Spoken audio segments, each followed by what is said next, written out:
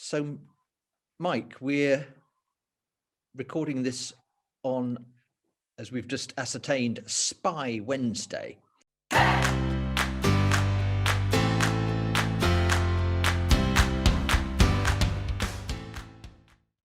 So this is the peculiarity of the preacher, isn't it, in Holy Week, that you're actually talking or thinking already ahead of yourself. And we haven't even got to the crucifixion and Good Friday, but here we are kind of like thinking about resurrection, and it feels like we're putting the cart before the horse. I'm also aware that the weather outside, it's 21 degrees, it was 23 yesterday, and it feels really sunny, and yet by the weekend it will be grey and drizzly, which doesn't seem to match Resurrection Day. But maybe there is something in this, in terms of drawing out something to be said about the connection between resurrection and Good Friday. I don't know if you remember the old analogy that Oscar Cullmann came up with about how if the death and the resurrection of Jesus Christ have inaugurated a new era and the kingdom of God is very much amongst us, then why is it the case that we continue to see death and suffering in the way that we do? And he gave the example of D-Day, didn't he? How it's a bit like D-Day when the Allies invaded and the Axis powers, while they were still resisting, the moment of decisive victory had come, and that there would, in the end, their doom, if you like, was guaranteed, just as the doom of suffering and death is guaranteed by Christ's cross and resurrection. So you could say, according to the New Testament, the inbreaking kingdom of God that we see in Jesus being coming alive again isn't only discernible in the moments of sunshine, when the blind receive their sight and the lepers are cleansed and the poor have good news preached to them, but also discernible in the face of evil's icy blasts and the downpour of them, when we press through them in the power of Jesus' indestructible life in us. And while it's not one of the passages in our readings for Sunday, I think that Paul in various places kind of makes this point. So for instance, in Philippians 3, he talks about, if you like, the glorious sunshine reality of Easter. I want to know Christ and the power of his resurrection, he says. I want to know Christ and the power of his resurrection. And then immediately he spells out what this means in a really counterintuitive way. He says, I want to know Christ and the power of his resurrection and the sharing of his sufferings by becoming like him in his death. Sharing of his sufferings by becoming like him in his death. Yeah. So strangely, Paul seems to think that the Easter life of Jesus is manifested in some large part in and through a growing conformity to the dying of Jesus.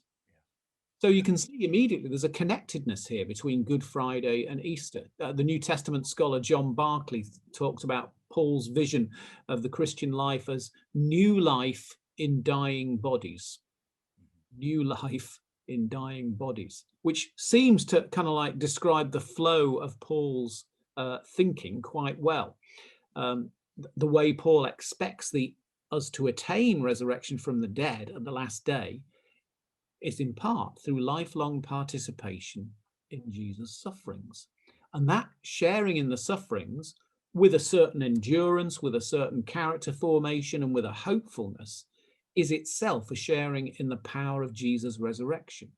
And the perseverance of all that in the mortal body can be partly what the power of resurrection life is like as it manifests itself.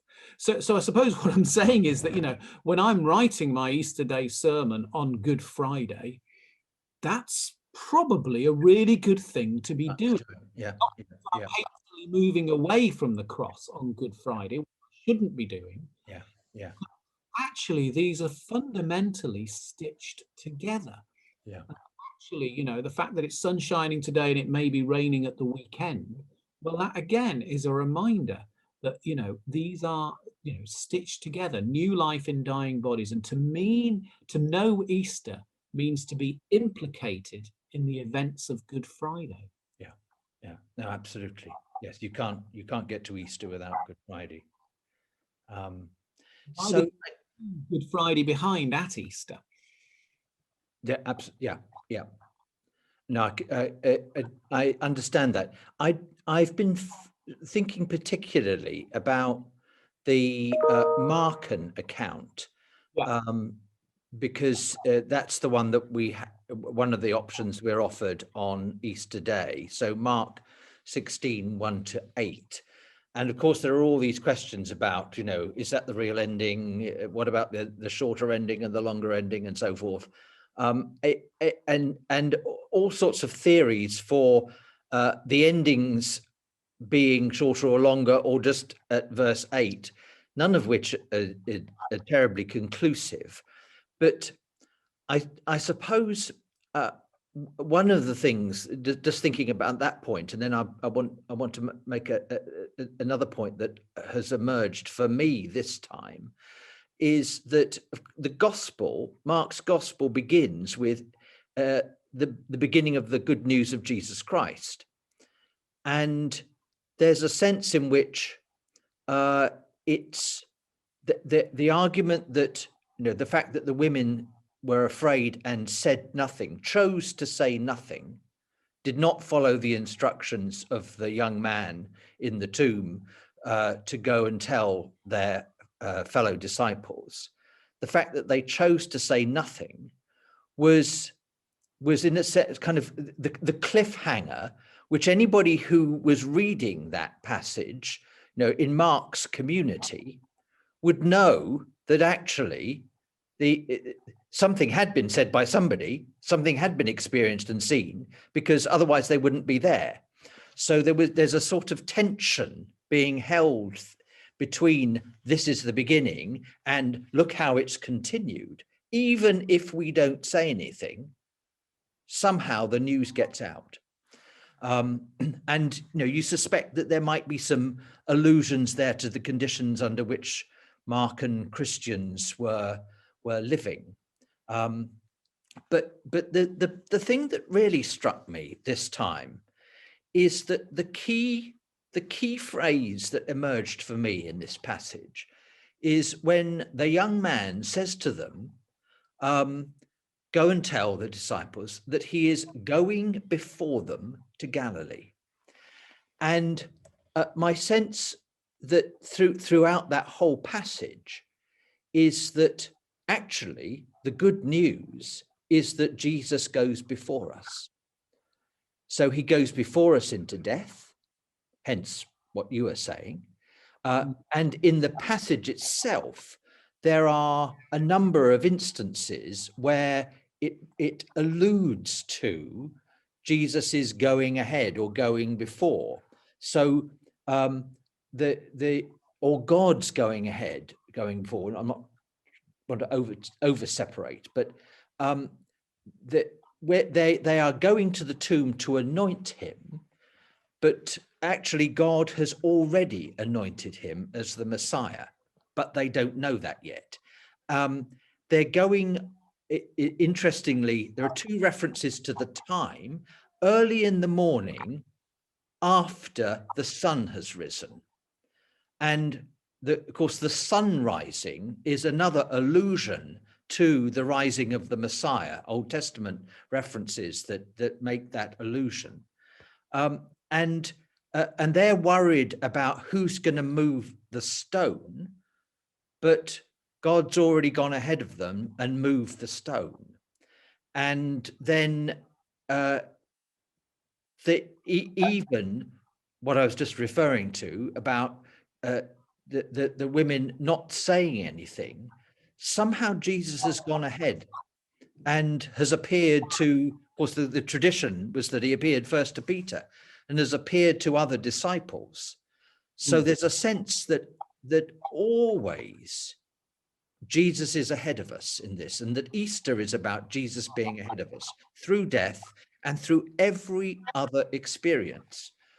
And I, just bringing it back to the current situation we're in, I just have a profound sense that as we have gone through this awful year, that there isn't anything that any of these experiences that we've witnessed or been part of that Jesus hasn't gone ahead of for us.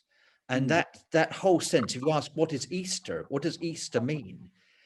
Well, one of the things it means is that Jesus is going ahead of us, preparing the way, helping us get through whatever we're getting through. Does that make any sense to you?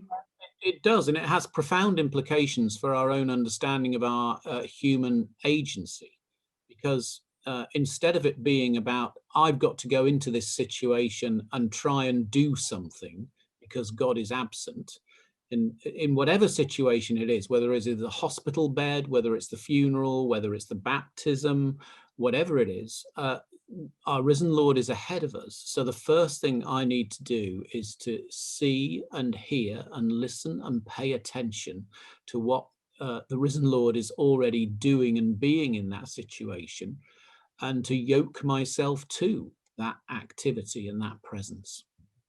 And just imagine what that would do to the life of the church if that was our stance, rather than, oh my goodness, here's a crisis, we've got to sort it. Or here's something to panic about. Let's do something desperate.